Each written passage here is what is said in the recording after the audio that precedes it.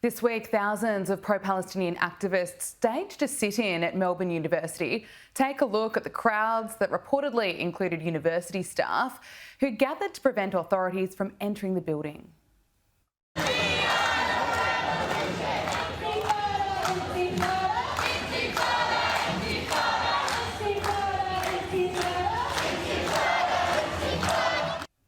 Joining us is the co-CEO of the Executive Council of Australian Jewry, Ryvchin. Alex, thank you so much for joining us. This is just the latest in a series of protests that have unfolded right here in Australia and in other parts of the world. It appears as though these protests are escalating. Can I get your response? Well, this is, as you said, just the latest scene from around the world and in our campuses around the country as well. And it shows that things are getting progressively worse unless strong action is taken by universities. Having a situation where Jewish academics and staff can't actually go to their own campuses, can't lecture, can't teach, can't learn because of this band of extremists that are now taking over buildings, public spaces at our most prestigious higher education institutions, this shouldn't be allowed to happen. And there is a right to peaceful protest. There's a right to disseminate information, no matter how objectionable or extreme that information may be. But there is no right to occupy public spaces, to keep Jewish students and academics off campuses, to threaten, to intimidate, to harass, to publicly support war and terrorist organizations listed and prescribed in this country. That is utterly unacceptable. And if universities can't deal with this effectively, the police need to.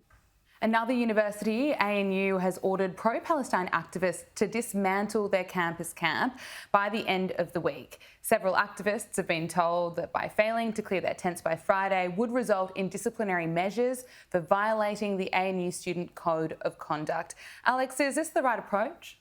It is, and codes of conduct exist so that they can be enforced, so that students and academics that transgress, that make the universities inhospitable, inaccessible to others, that action is taken against them to ensure that order is restored and unis are used for their rightful purpose, which is to learn, to study and to engage. There is no reason why anyone should be camping on university grounds. And the fact that this has been allowed to happen for several weeks now is a shame, but it's good that the universities are now waking up to this and taking strong action to enforce their codes and clear these encampments out. They have really become hubs, centers for extremism on our campuses. We've seen the footage from places like ANU and University of Queensland, where students have openly professed support for Hamas atrocities and have pledged unconditional support for Hamas. These things should not be happening in our civilized society and certainly not on our university campuses. Do you take issue with some of the leaders who have remained quiet? For example, Chancellor of ANU, Julie Bishop, hasn't really spoken out about the issue. Well, we've been saying for a long time that the dire situation we find ourselves in this country since October 7, with fraying social cohesion, with rising extremism, with weekly street protests calling for the destruction of the Jewish state, with boycotts of Jewish businesses, all of these things that are happening, the incitement against our community from certain clerics, these things require bold and clear and principled leadership. And it's got to begin with the federal government. And of course, with what's happening now at the campus level, we need VCs to speak out. Some of them have. Some of them have been very clear and very moral in their position in protecting the rights of Jewish students and academics, in condemning anti-Semitism unequivocally, but others have been sluggish and it's just not good enough.